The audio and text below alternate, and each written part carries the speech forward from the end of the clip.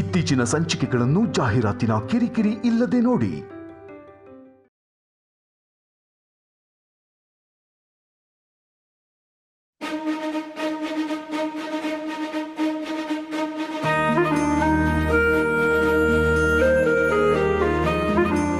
ಏಜೆ, ನಾನು ನಿಮ್ಮ ಹತ್ರ ಒಂದು ವಿಷಯ ಹೇಳಬೇಕಿತ್ತು. ಆ್ಯಕ್ಚುಲಿ ನಿಮ್ಮ ಬರ್ತಡೇ ದಿನ ಹೇಳಬೇಕು ಅಂತ ಅಂದ್ಕೊಂಡಿದ್ದೆ. ಆದರೆ ಏನು ಮಾಡಲಿ, ನನಗೆ ಆ ಥರ ಜಾಸ್ತಿ. ನಾನು ಚಿಕ್ಕ ವಯಸ್ಸಿಂದನೂ ಹಾಗೆ. ನಾಳೆ ಸ್ಕೂಲ್ ಟ್ರಿಪ್ ಇದೆ ಅಂದರೆ ನಾನು ಹಿಂದಿನ ದಿನ ರಾತ್ರಿ ಎಲ್ಲ ನಿದ್ದೆ ಮಾಡ್ತಾ ಇರಲಿಲ್ಲ. ನನ್ನ ಸ್ಕೂಲಲ್ಲಿ ಆ್ಯನಿವಲ್ ಡೇ ಫಂಕ್ಷನ್ ಇದ್ದಾಗ ನಾನು ಡ್ಯಾನ್ಸ್ ಮಾಡಬೇಕು ಅಂತ ಗೊತ್ತಾದಾಗ ನಾನು 2 ದಿನ ಮುಂಚೆನೇ ಸ್ಟೇಜ್ಗೆ ಹೋಗಿರ್ತಾ ಇದ್ದೆ. ಆಗಲೇ ನನಗೆ ಆ ಥರ ಜಾಸ್ತಿ. ಇನ್ನಿದು ನನ್ನ ಲೈಫ್ ಪ್ರಶ್ನೆ ಅಲ್ವಾ, ಅದಕ್ಕೆ ನನಗೇನು ಅನಿಸ್ತಿದೆ ಅಂತ ನಾನು ನಿಮ್ಮ ಹತ್ರ ಹೇಳ್ಕೋಬೇಕು, ಅದಕ್ಕೆ ಬಂದಿದ್ದೀನಿ. ಆ್ಯಕ್ಚುಲಿ ಏನಂದರೆ, ನಿಮ್ಮ ವಾರ್ಡ್ರೋಬಲ್ಲಿ ನಿಮ್ಮ ಬಟ್ಟೆಗಳ ಜೊತೆ ನನ್ನ ಬಟ್ಟೆನೂ ಇಡಬೇಕು. ವಾಶ್ರೂಮಲ್ಲಿ ನಿಮ್ಮ ಶ್ಯಾಂಪು, ನಿಮ್ಮ ಸೋಪ್ ಜೊತೆ ನನ್ನ ಸೋಪು, ನನ್ನ ಶ್ಯಾಂಪು, ನನ್ನ ಕಂಡೀಷ್ನರು, ನನ್ನ hair mask, face wash, body wash ಎಲ್ಲ ಇರಬೇಕು. ಆಮೇಲೆ ಡ್ರೆಸ್ಸಿಂಗ್ ಟೇಬಲ್ ಮೇಲೆ ನಿಮ್ಮ ವಾಚು, ನಿಮ್ಮ ಪರ್ಫ್ಯೂಮ್ ಜೊತೆ ನನ್ನ ಐಲೈನರು, ನನ್ನ ಕಾಜಲ್ಲು, ನನ್ನ ಲಿಪ್ಸ್ಟಿಕ್ಕು, ನನ್ನ ಮಸ್ಕರ ಎಲ್ಲ ಇರಬೇಕು ಅಂತ ಆಸೆ ಇದೆ. ನೀವು ಯಾವಾಗ ಬಂದು ಏನು ಲೀಲಾ, ನನ್ನ ಐಟಮ್ ಇಡೋಕ್ಕೆ ಜಾಗ ಇಲ್ಲ, ಎಲ್ಲ ನಿನ್ನ ಐಟಮ್ ಇಟ್ಟಿದ್ಯಾ ಅಂತ ಬೈಬೇಕು. ಅದಕ್ಕೆ ನಾನು ನಿಮ್ಮ ಜಾಗ ಇರೋದು ನನ್ನ ಹಾರ್ಟಲ್ಲಿ ಅಂತ ನಾಚ್ಕೊಂಡು ಹೇಳಬೇಕು. ಇದೆಲ್ಲ ಆಗಬೇಕು ಅಂದರೆ ನೀವು ನನ್ನ ಪ್ರೀತಿ ಮಾಡಬೇಕು. ಈಜೆ, ನೀವು ನನ್ನ ಪ್ರೀತಿಸ್ತೀರಾ ಅಲ್ವಾ?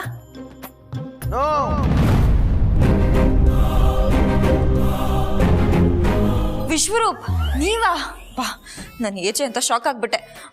ನಾನು ಹೇಗೆ ಪ್ರಪೋಸ್ ಮಾಡಬೇಕು ಅಂತ ಪ್ರಾಕ್ಟೀಸ್ ಮಾಡ್ತಿದ್ದೆ, ಎಲ್ಲ ಹಾಳು ಮಾಡಿಬಿಟ್ರಿ. ಏನು ಮೇಡಮ್ ನೀವು ಇದನ್ನು ಯಾರಾದರೂ ಪ್ರಪೋಸ್ ಅಂತ ಹೇಳ್ತಾರಾ? ಒಳ್ಳೆ ಕಾರ್ಪೆಂಟ್ರ್ ಹತ್ರ ಹೋಗಿ ಫರ್ನಿಚರ್ಗೆ ಆರ್ಡರ್ ಕೊಟ್ಟಂಗಿತ್ತು. ಸೋಪ್ ಅಂತೆ, ಶ್ಯಾಂಪು ಅಂತೆ, ಡ್ರೆಸ್ಸಿಂಗ್ ಟೇಬಲ್ ಅಂತೆ. ಕರ್ಮ. ವಿಶ್ವರೂಪ್ ಮೇಡಮ್, ನಾನು ಏನು ಮಾಡಲಿ?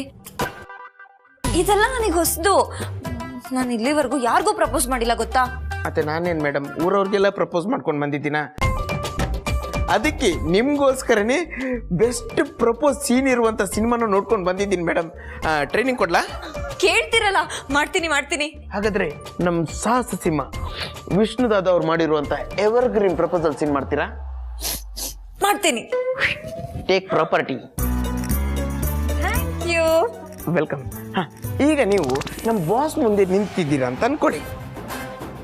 ಈಗ ನೀವು ನಮ್ಮ ಸೇಮ್ ವಿಷ್ಣುದಾದಂತರ ನೀವು ನನಗೆ ಬೇಕು, ನೀವಿಲ್ಲದೆ ನಮ್ಮ ಬಾಳು ಶೂನ್ಯ ಅಂತ ಸೇಮ್ ನಮ್ಮ ವಿಷ್ಣುದಾದಂತರ ಕ್ಯೂಟಾಗಿ ಹೇಳ್ಬೇಕು. ಆವಾಗ ನೋಡೋಕ್ಕೂ ಕ್ಯೂಟಾಗಿರುತ್ತೆ, ನಮ್ಮ ಬಾಸು ಒಪ್ಕೋತಾರೆ. ಓಕೆ, ನಾನು ರೆಡಿ ಮೇಡಮ್. 3, 2, 1 ಆಕ್ಷನ್. ಈಜೆ, ನಾನು ನಿಮ್ಮನ್ನ ಎಷ್ಟು ಪ್ರೀತಿ ಮಾಡ್ತಿದ್ದೀನಿ ಅಂತ ನಿಮಗೆ ಅಂದಾಜು ಕೂಡ ಇಲ್ಲ. ನೀವಂದ್ರೆ ನನ್ನ ಜೀವ, ನೀವಂದ್ರೆ ನನ್ನ ಪ್ರಾಣ, ನೀವಂದ್ರೆ ನನ್ನ ಜೀವನ. ನೀವಿಲ್ಲದೆ ನನ್ನ ಲೈಫು ಶೂನ್ಯ. ಏಜೆ, ಪ್ಲೀಸ್ ಏಜೆ, ನನ್ನ ಲವ್ನ ಎಕ್ಸೆಪ್ಟ್ ಮಾಡ್ತೀರಾ? ಪ್ಲೀಸ್ ಏಜೆ. ಯಾಕೆ ಇವರು? ಫೀಲಿಂಗ್ ಇಲ್ಲ, ಎಮೋಷನ್ಸ್ ಬೇಕು ಮೇಡಮ್, ಎಮೋಷನ್ಸ್. ಹೌದಾ? ಮತ್ತೇನು ಮಾಡೋದು ಇವಾಗ? ಅದಕ್ಕಂತೆ ನಾನು ಇನ್ನೊಂದು ಸಿನಿಮಾ ನೋಡ್ಕೊಂಡು ಬಂದಿದ್ದೀನಿ ಮೇಡಮ್, ಮುಂಗಾರು ಮಳೆ. ಅದ್ರಲ್ಲಿ ನಮ್ಮ ಗೋಲ್ಡನ್ ಸ್ಟಾರ್ ಗಣೇಶ್ ಅವರು ಕೆರೆ ಪಕ್ಕ ಕೂತ್ಕೊಂಡು ಒಂದು ಡೈಲಾಗ್ ಹೇಳ್ತಾರಲ್ವಾ, ಆ ಡೈಲಾಗ್ ಕೇಳಿ ಮದುವೆ ಫಿಕ್ಸ್ ಆಗಿರೋ ಹುಡುಗಿನೇ ಸಿಗ್ತಾಳೆ, ಇನ್ನು ನಮ್ಮ ಬಾಸ್ ಸಿಗಲ್ವಾ? ಅಯ್ಯೋ, ನನಗಿದು ಹೊಳಿಲೇ ಇಲ್ಲ. ಈಗಲೇ ಶುರು ಮಾಡ್ತೀನಿ. ಡೈಲಾಗ್ ಎಲ್ಲ ಓಕೆನಾ? ಡೈಲಾಗ್ ಯಾರಿಗೆ ತಾನೇ ನೆನಪಿರಲ್ಲ. ನೀವು ಆಕ್ಷನ್ ಹೇಳಿ, ನಾನು ಶುರು ಮಾಡ್ತೀನಿ. 3, 2, 1 ಆಕ್ಷನ್.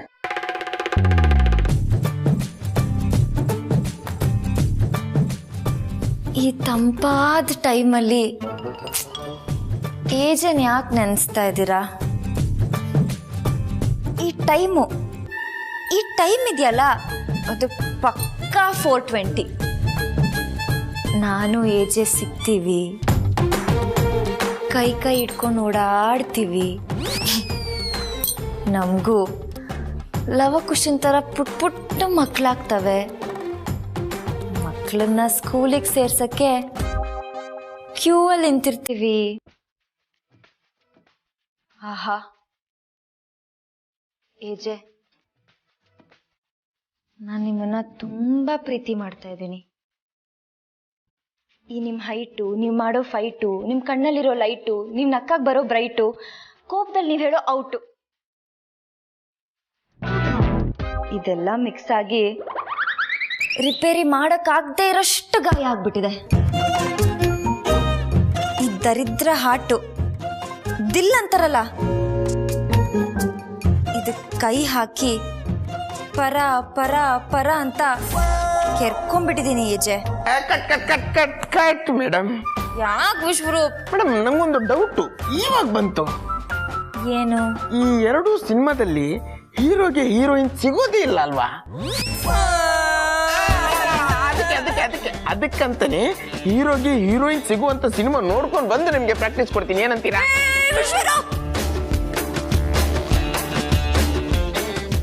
ಲೀಲಾ, ಅದೇನಾದ್ರೂ ಆಗ್ಲಿ, ನೀನೊಬ್ಳೆ ನೀಟಾಗಿ ಪ್ರಾಕ್ಟೀಸ್ ಮಾಡು, ಆಯ್ತಾ?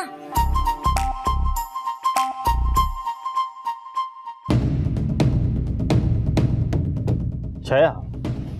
ಹಾಂ ಏಜೆ. ವಿಕ್ರಮ್ ಅಲ್ಲಿ ಕಾಣಿಸ್ತಲ್ಲ? ಬಿಸ್ನೆಸ್ ಸೆಟಪ್ ಮಾಡೋದಿತ್ತಲ್ಲ, ಹೋಗಿದ್ದಾರೆ ಏಜೆ. ಏನು ಬಿಸ್ನೆಸ್ ಮಾಡ್ತಾ ಇದ್ದಾನೆ? ಅದು ಅದು ಓಕೆ. ಛಾಯಾ, ನೀವು ಇಲ್ಲಿಗೆ ಬರೋದಕ್ಕೆ ಮುಂಚೆ ಎಲ್ಲಿದ್ರಿ?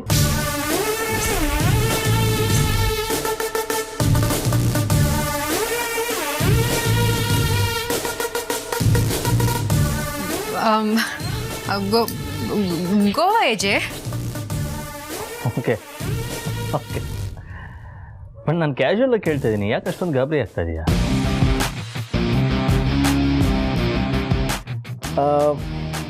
ಬರೀ ಛಾಯಾ, ಅದೊಂದು ವಿಡಿಯೋ. ಆ ಸಿಟಿ ಬಗ್ಗೆ ನನಗೇನು ಗೊತ್ತಿಲ್ಲ ಏಜೆ. ಅದು ಕೋರ್ಟ್ವರೆಗೂ ಹೇಗೆ ಹೋಯ್ತು ನಿಜವಾಗ್ಲೂ ನನಗೆ ಗೊತ್ತಿಲ್ಲ.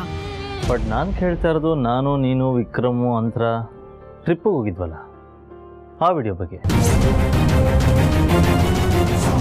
ಈ ಕೋರ್ಟಿಗೆ ಹೋಗಿರೋ CD ವಿಡಿಯೋ ಬಗ್ಗೆ ನಾನು ಮಾತಾಡಲಿಲ್ವಲ್ಲ?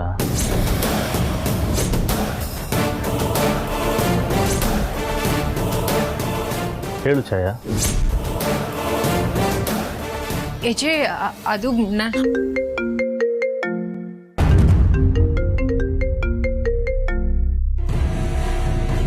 ಹಾಂ ಶೂರ್ ಸರ್, ವಿಷಯ ಕನ್ಫರ್ಮ್ ಸರ್. ನೀವು ಇಷ್ಟು ದಿನ ಯಾರನ್ನು ಹುಡುಕ್ತಿದ್ರೋ ಆ ವ್ಯಕ್ತಿ ಸಿಕ್ಬಿಟ್ರು. ಅವರು ಬೇರೆ ಯಾರೂ ಅಲ್ಲ ಸರ್, ವಿಕ್ರಮ್ ಮತ್ತೆ ಛಾಯಾ.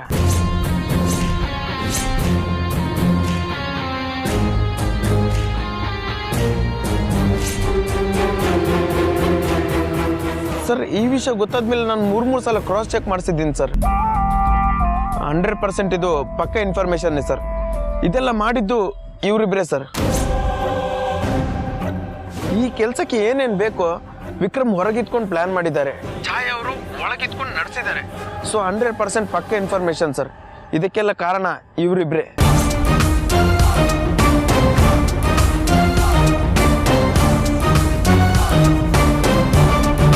ಛಾಯಾ, ಛಾಯಾ,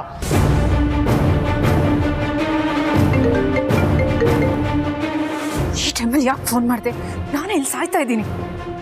ಜಯ, ನೀನು ಏನ್ ಮಾಡ್ತಿದ್ಯೋ ನನಗೆ ಗೊತ್ತಿಲ್ಲ, ಆದ್ರೆ ನಮ್ಮಿಬ್ರು ವಿಷಯ ಎಲ್ಲ ಲೀಕ್ ಆಗಿ ಹೋಗಿದೆ. ಆ AJPA ಬಂದು ಎಲ್ಲ ವಿಷಯ ತಿಳ್ಕೊಂಡು ಹೋಗಿದ್ದಾನೆ.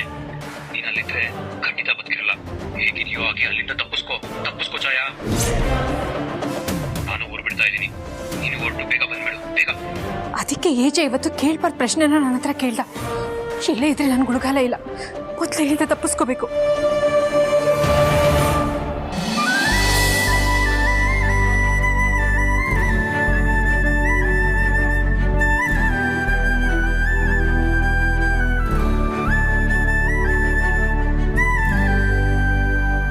ಭಗವಂತ, ಈ ಭೂಮಿಗೆ ಮನುಷ್ಯನ ತಂದವನು ನೀನೆ, ಆ ಮನುಷ್ಯನ ಮನಸ್ಸಲ್ಲಿ ಬುದ್ಧಿ ಕೊಟ್ಟವನು ನೀನೆ, ಆ ಬುದ್ಧಿಗೆ ದ್ವೇಷ ತುಂಬಿದವನು ನೀನೆ, ಆ ದ್ವೇಷ ಮರೆಸೋವಂಥ ಪ್ರೀತಿ ಕೊಟ್ಟವನು ನೀನೆ. ಈಗ ನನ್ನ ಸೊಸೆ ಮನಸ್ಸಲ್ಲಿ ಅವಳ ಗಂಡನ ಬಗ್ಗೆ ಪ್ರೀತಿ ಹುಟ್ಟಿದೆ.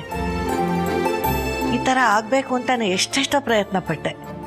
ಆದರೆ ತಾನೊಂದು ಬಗೆದರೆ ದೈವ ಒಂದು ಬಗೆದಿತ್ತು ಅನ್ನೋ ಹಾಗೆ ಅದ್ಯಾವುದು ಫಲಿಸಲೇ ಇಲ್ಲ. ನಿನ್ನ ಯೋಚನೆ ಬೇರೆನೇ ಇತ್ತು ಅಂತ ಕಾಣಿಸುತ್ತೆ. ಈ ಸಲ ನೀನಾಗೆ ನನ್ನ ಸೊಸೆ ಮನಸ್ಸಲ್ಲಿ ಪ್ರೀತಿ ಹುಟ್ಟಿಸಿದೀಯಾ. ನನ್ನ ಮನಸ್ಸಲ್ಲಿ ನನ್ನ ಮಗನ ಜೀವನ ಸರಿ ಹೋಗುತ್ತೆ ಅನ್ನೋ ಆಸೆ ಹುಟ್ಟಿಸಿದೀಯಾ. ಇದೇ ಶುಭ ಗಳಿಗೆಲಿ ನನ್ನ ಸೊಸೆ ಪ್ರೀತಿ ಗೆಲ್ಲೋ ಹಾಗೆ ಮಾಡಿಬಿಡಪ್ಪ ತಂದೆ. ಲೀಲಾ, ನೀನು ಏನು ಬೇಕೋ ಕೇಳ್ಕೊಳ್ಳೆ. ಅಜ್ಜಿ, ಅವರು ಏಜೆ, ಅವ್ರಿಗೆ ನಾನು ಗುಡ್ ಮಾರ್ನಿಂಗ್ ಹೇಳೋಕ್ಕೆ ಭಯ ಪಡ್ತೀನಿ. ಅಂಥದ್ರಲ್ಲಿ ಐ ಲವ್ ಯು ಅಂತ ಹೇಗೆ ಹೇಳಲಿ? ನನಗಂತೂ ಗೊತ್ತಾಗ್ತಿಲ್ಲಪ್ಪ. ಅಜ್ಜಿ, ನಾನು ಪಬ್ಲಿಕ್ ಎಕ್ಸಾಮ್ ಬರೆಯುವಾಗಲೂ ನಂಗೆ ಇಷ್ಟೊಂದು ಭಯ ಆಗ್ತಿರ್ಲಿಲ್ಲ. ದೇವ್ರೆ ಹೇಗೋ ಕಾಪಾಡಪ್ಪ ಅಂತ ಕೇಳ್ಕೊತಾ ಇದ್ದೆ. ಆದರೆ ಇದು ಪ್ರೀತಿ.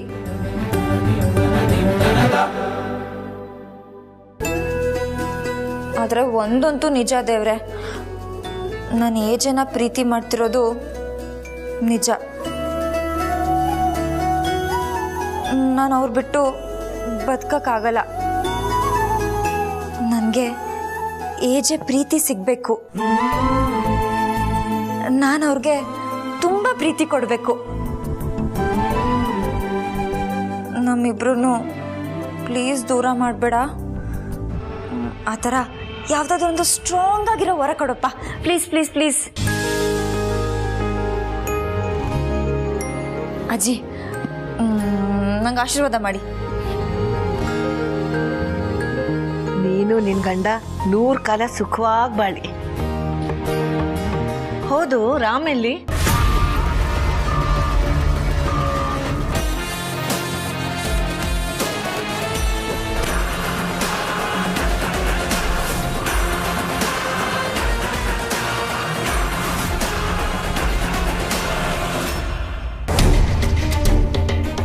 ಚಾಯ್ ಅವ್ರೆ, ಎಲ್ಲಿಗೆ ಹೋಗ್ತಾ ಇದ್ದೀರಾ?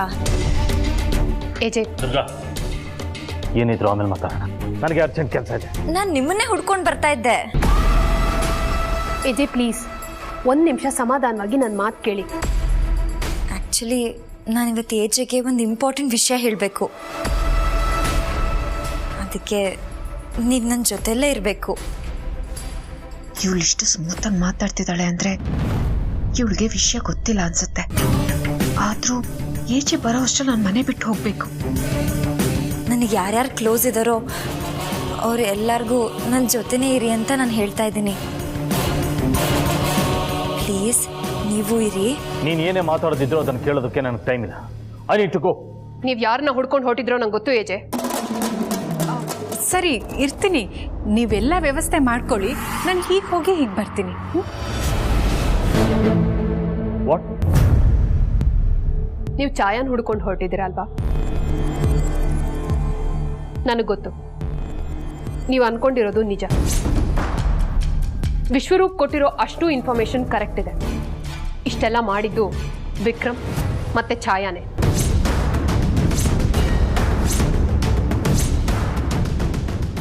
ಕನ್ಫರ್ಮ್ ತಾನೆ?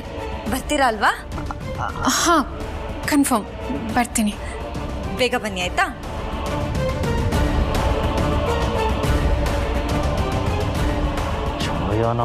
ಆ ಛಾಯಾ ನಿಮಗೆ ಸಿಕ್ಕರೂ ಏನೂ ಪ್ರಯೋಜನ ಇಲ್ಲ. ಯಾಕೆಂದ್ರೆ ಅವ್ರ ಈ ಆಟದಲ್ಲಿ ದಾಳುಗಳು. ಆದರೆ ಈ ಇಡೀ ಆಟನ ಆಡ್ಸಿರೋರು ಯಾರು ಅನ್ನೋದು ನಿಮಗೆ ಗೊತ್ತಾದ್ರೆ ನೀವು ಹೇಗೆ ರಿಯಾಕ್ಟ್ ಮಾಡ್ತೀರಾ ಅನ್ನೋದನ್ನ ಕಲ್ಪಿಸ್ಕೊಂಡೆ ನನಗೆ ಭಯ ಆಗ್ತಿದೆ. ಯಾರದು?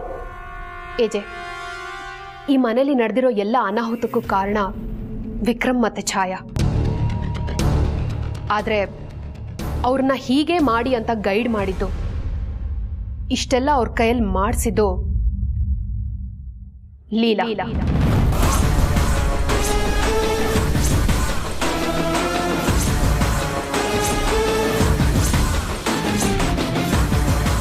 ಹೌದು ಏಜೆ, ಇದಕ್ಕೆಲ್ಲ ಕಾರಣ ಲೀಲಾ.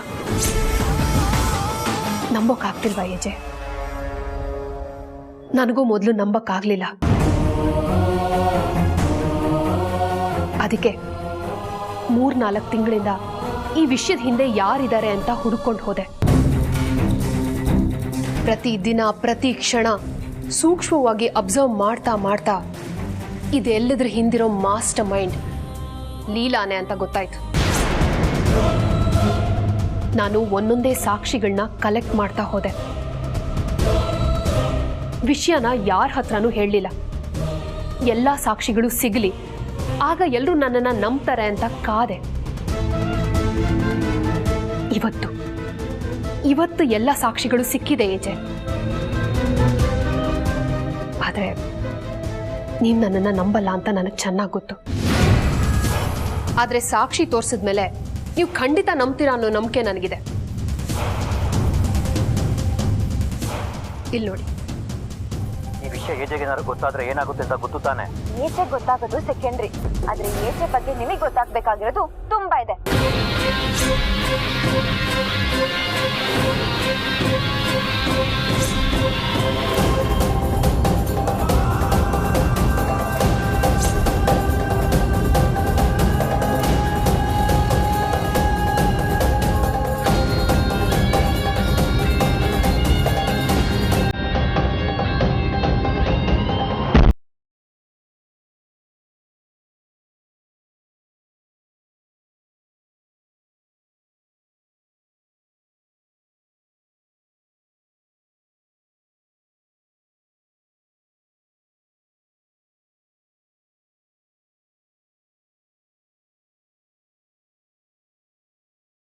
ಒಳ್ಳೇದು ಮಾತಾಡಬೇಕಾದ್ರೆ ಹಿಂದೆ ಮುಂದೆ ಯೋಚನೆ ಮಾಡದೆ ಹೇಳು. ಅದೇ ಒಬ್ಬ ವ್ಯಕ್ತಿ ಬಗ್ಗೆ ಕೆಟ್ಟದ್ದು ಮಾತಾಡಬೇಕಾದ್ರೆ ಅದು ಸರಿನಾ ಅಲ್ವಾ ಅಂತ ತಿಳ್ಕೊಂಡು ಹೇಳು ಅಂತ ನೀವೇ ಹೇಳ್ಕೊಟ್ಟಿದ್ದು. ಅದಕ್ಕೆ ಇಷ್ಟು ದಿನ ಸಾಕ್ಷಿಗಳನ್ನೆಲ್ಲ ಕಲೆಕ್ಟ್ ಮಾಡಿ ಅದ್ರ ಬಗ್ಗೆ ಸರಿಯಾಗಿ ತಿಳ್ಕೊಂಡು ಇವತ್ತು ನಿಮ್ಮ ಹತ್ರ ಹೇಳ್ತಾ ಇದ್ದೀನಿ. ಲೀಲಾ ಈ ಮನೆಗೆ ಬಂದಿದ್ದೆ ನಿಮ್ಮನ್ನ, ನಿಮ್ಮ ಮರ್ಯಾದೆನ, ಈ ಮನೆ ಗೌರವನ ಬೀದಿಗೆ ತರೋದಕ್ಕೆ. ಲೀಲಾ ನಿಮ್ಮನ್ನ ಮದುವೆ ಆಗಿದ್ದೆ ಇದನ್ನೆಲ್ಲ ಈಸಿಯಾಗಿ ಮಾಡ್ಬೋದು ಅನ್ನೋ ಕಾರಣಕ್ಕೆ. ಇವತ್ತಿಗೂ ಲೀಲಾ ಈ ಮನೇಲಿ ಇರೋದು ನಿಮ್ಮ ಅಸ್ತಿತ್ವಕ್ಕೆ ಮಸಿ ಬಳಿಯೋದಕ್ಕೆ. ಇದೆಲ್ಲದಕ್ಕೂ ಕಾರಣ ಲೀಲಾ. ಇದೆಲ್ಲ ಲೀಲಾ ಈ ಮನೆಗೆ ಬರೋದಕ್ಕಿಂತ ಮುಂಚೆನೆ ಮಾಡ್ಕೊಂಡು ಬಂದಿರೋ ಪ್ಲಾನ್.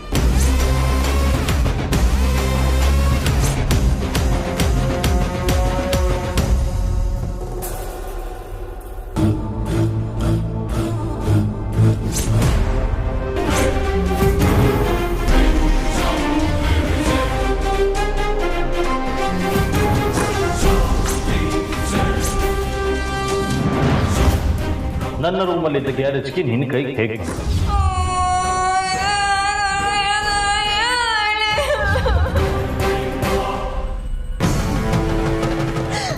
ದುರ್ಗಾ ಅವರೇ, ಇವತ್ತು ಎಷ್ಟು ಖುಷಿಯಾಗಿದ್ದೀನಿ ಗೊತ್ತಾ? ಇದೇ ನಿನ್ನ ಜೀವನದ ಕೊನೆ ಖುಷಿ ಲೀಲಾ. ನಿನ್ನ ಖುಷಿ ನೋಡಿದ್ರೆ ನನಗೆ ತುಂಬ ಹೆಮ್ಮೆ ಅನ್ನಿಸ್ತಿದೆ ಲೀಲಾ. ನಾನು ಖುಷಿಯಾಗಿರೋದಕ್ಕೆ ಕಾರಣ ನೀವೇ ನೀವೇ ನೀವೇ ನೀವೇ. Thank you thank you thank you so much. ಇಷ್ಟೇ ಅಲ್ಲ, ಇನ್ನು ಮುಂದೆ ನೀನು ಹಾಕೋ ಪ್ರತಿಯೊಂದು ಕಣ್ಣೀರಿಗೂ ನಾನೇ ಕಾರಣ ಆಗಿರ್ತೀನಿ ಲೀಲಾ. ಯಾಕೆ ಲೀಲಾ? ಅದು ಏಜೆಗೆ ಪ್ರಪೋಸ್ ಮಾಡಬೇಕಲ್ವಾ, ನಾನು ರೆಡಿಯಾಗಿದ್ದೀನಿ.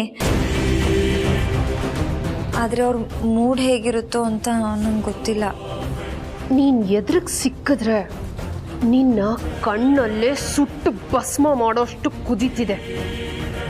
ಏಜೆನ ಈಗ ತಾನೇ ಮಾತಾಡಿಸ್ಕೊಂಡು ಬಂದೆ. ಅವರು ತುಂಬ ಖುಷಿಯಾಗಿದ್ದಾರೆ, ರಿಲ್ಯಾಕ್ಸ್ಡ್ ಆಗಿದ್ದಾರೆ. ನೀನೀಗ ಹೋಗಿ ಅವ್ರ ಮುಂದೆ ನಿಂತು ಏನೇ ಹೇಳಿದ್ರು ಅವ್ರ ಮಗು ಥರ ಒಪ್ಕೊಂಡ್ಬಿಡ್ತಾರೆ. ಹಾಗನ್ನಿಸ್ತಾ ಇದೆ ನನಗೆ. ವಾವ್ ದುರ್ಗಾ ಅವರೇ, ಇಷ್ಟ ಆದರೆ ಅರ್ಧ ಕೆಲಸ ಆದಂಗೆ ಲೆಕ್ಕ. ನೀನು ಪ್ರಿಪೇರ್ ಆಗಿದೆಯಾ ತಾನೇ? ಓ, ನಾನು ರಾತ್ರಿ ಎಲ್ಲ ಪ್ರಿಪೇರ್ ಆಗಿದ್ದೀನಿ, ತುಂಬ ಕಾನ್ಫಿಡೆನ್ಸ್ ಅಲ್ಲೂ ಇದ್ದೀನಿ. ಮುಂದೇನಿದ್ರು ಹ್ಯಾಪಿ ಬರ್ಡೇ ಅಂತ ವಿಶ್ ಮಾಡಿ ಕೇಕ್ ಕಟ್ ಮಾಡೋಕ್ಕಿಂತ ಮುಂಚೆ ಪ್ರಪೋಸ್ ಮಾಡಿಬಿಡ್ತೀನಿ. All the best Leela. ನಾನು ಅದಕ್ಕೆ ಕಾಯ್ತಾ ಇದ್ದೀನಿ. ಇಷ್ಟು ದಿನ ಆಗದೆ ಉಳ್ಕೊಂಡಿದ್ದ ಕೆಲಸ ಇವತ್ತಾಗ್ತಿದೆ ಅಂದರೆ ನಮ್ಮೆಲ್ರಿಗೂ ಖುಷಿನೇ. ಎಲ್ಲ ಅನ್ಕೊಂಡ ಹಾಗೆ ಆಗುತ್ತೆ. ಥ್ಯಾಂಕ್ ಯು ದುರ್ಗಾ ಅವರೇ, ಥ್ಯಾಂಕ್ ಯು ಸೋ ಮಚ್.